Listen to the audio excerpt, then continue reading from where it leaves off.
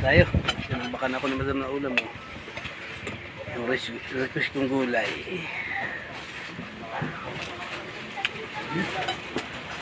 Sarap ng gulay. Sabaw. Yan, garing po natin.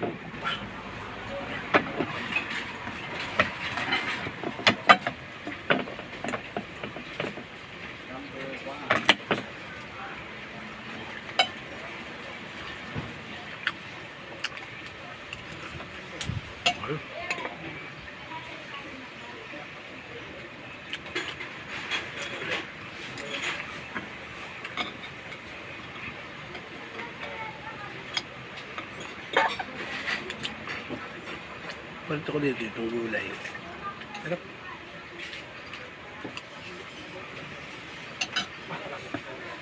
Sabaw.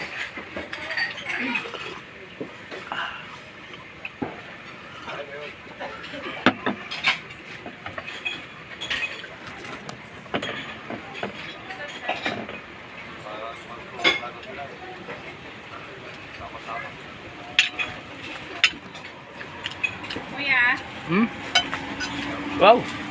kaya babalog eh. Ano ba siya? Parang nagbakasyon ka ah. Saan? Ikaw? Nagbakasyon ka yata. Mapampanga tayo. Oo. Hindi, arkila kami nung 4 na araw. Nung ilang araw ba kami napadaan dito? No, nasa Pampanga kami. San Tomas? Pampanga.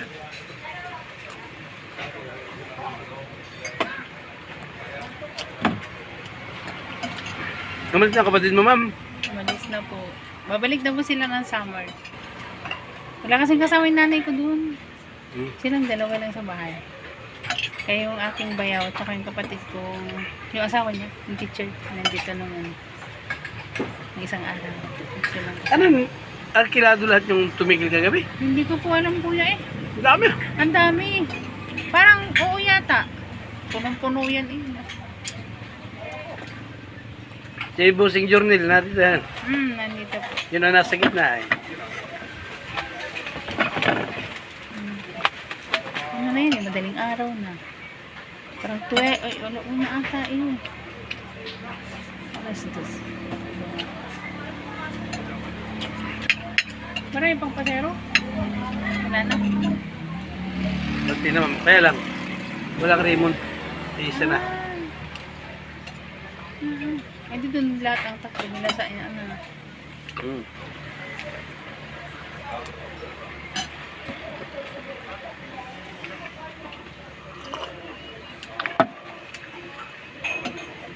Kanino nakasaka yung mga kapatid, yung ang utol? Kay Rui. Kay Roy. Opo. Dinaanan niya dito ng madaling araw.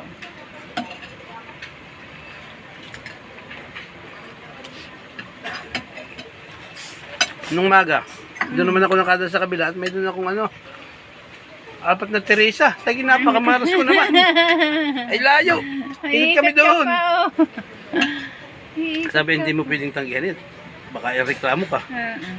Ay pakit pa ng daan. Hindi kasi yung mabitak eh. Ay, sorry. Kuya, iwanan mo na kita ha. Sige, ate. Kapag luluto.